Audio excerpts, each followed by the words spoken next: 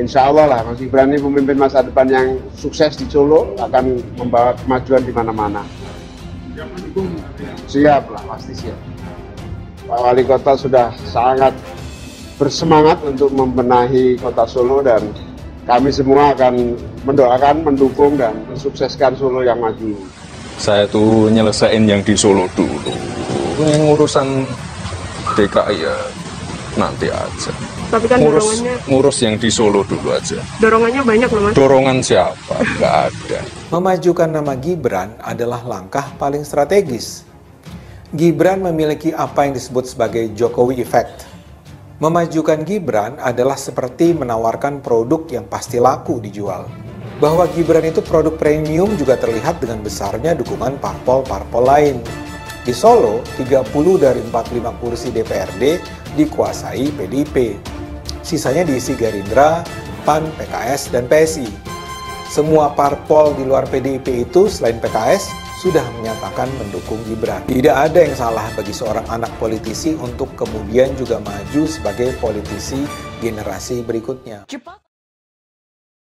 Mega ingin Gibran kalem-kalem saja karir politiknya? Kita semua tahu bahwa kemarin Gibran Rakabuming Raka, putra sulung Presiden Jokowi, sudah sowan ke rumah Ketua Umum PDIP, Megawati Soekarno Putri. Gibran dikabarkan menyampaikan keseriusannya untuk maju sebagai bakal calon wali kota Solo pada Pilkada serentak 2024 mendatang. Gibran mengatakan, saat ini dia sudah memiliki kartu tanda anggota atau KTA PDIP dan mendaftar sebagai kader di DPC PDIP Kota Solo. Di Solo kan saya sudah mengambil KTA PDIP, ya sudah sewajarnya saya sowan dan silaturahmi ke senior-senior. Saya sampaikan ke Ibu Mega, saya tidak akan maju lewat independen seperti dikatakan di Solo kemarin, itu tidak benar. Jadi saya tidak pernah berkata kepada siapapun dimanapun kalau saya akan maju lewat independen. Saya akan berjuang melalui PDIP. Sekjen PDIP Hasto Kristianto juga menanggapi kehadiran Gibran seperti ini.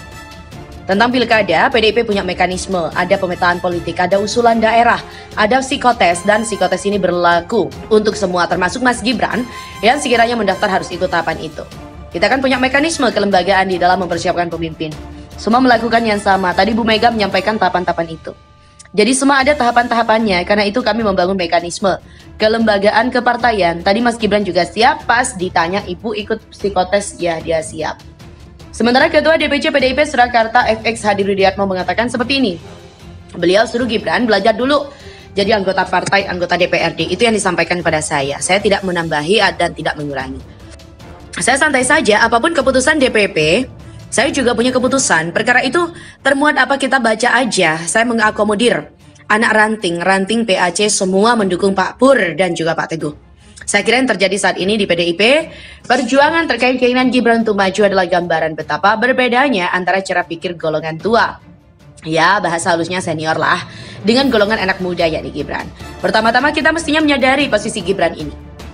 Gibran bukan seperti AHY Ibas, anak Haritano, Prananda Paloh, Dias Hendro Priyono, Puan Maharani, anak-anak Amin Rais, atau anak-anak lain yang kebetulan orang tuanya punya partai atau petinggi partai. Meskipun bapaknya Gibran presiden, tapi di PDIP dia bukan siapa-siapa. Bedalah dengan Puan. Jadi yang namanya keistimewaan jalur cepat menuju jabatan atau pencalonan sepertinya tidak akan begitu saja diberikan. Mereka juga masih mempertimbangkan soal kader-kader lain, pengabdian, senioritas, dan juga sebagainya. Sebab yang lain itu kan juga mungkin sudah berbuat banyak ya untuk partai menunjukkan loyalitasnya. Entah normatif atau bukan, wajar kalau Gibran disuruh pelan-pelan dulu, jadi kader dulu, nyalek dulu. Atau mungkin ya tunggu periode berikutnya lah kalau mau nyalon jadi wali kota. Mungkin pertimbangannya toh usianya juga masih muda.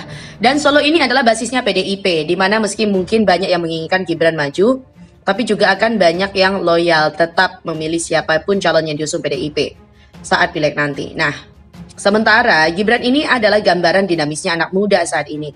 Tahu apa yang dia mau, tahu apa yang dia harus lakukan untuk mencapai keinginan itu. Gibran ini gambaran milenial yang mematahkan banyak kebiasaan orang-orang generasi sebelumnya. Tidak ada sungkan-sungkanan, tidak banyak basa-basi. Selama yakin dengan apa yang dia kerjakan, ya terus saja maju melangkah. Maka Gibran yang mungkin tahu kompetensi dan kemampuannya seperti apa, merasa sah-sah saja dia berkompetensi dengan para senior. Sifat kompetitif ini memang khas milenialnya. Dinamika di PDIP ini buat saya menarik ya. Mungkin di partai lain belum ada kasus serupa. PSI jelas tidak bisa disamakan, sebab memang anggotanya muda-muda. Bisa jadi apa yang sedang dialami PDIP hari ini, kelak akan dialami partai lain juga. Di mana ada suara anak muda, bahkan newcomer, bukan putra-putri mahkota namun ingin berkompetisi. Ya, kita tunggu saja bagaimana keputusan Megawati nanti. Apakah dia akan tetap meminta Gibran kalem-kalem saja mengembangkan karir politiknya, atau Mega sadar bahwa milenial patut diberi kesempatan untuk memberi arah segar bagi partai, meski pasti ada senior yang akan merasa dikalahkan.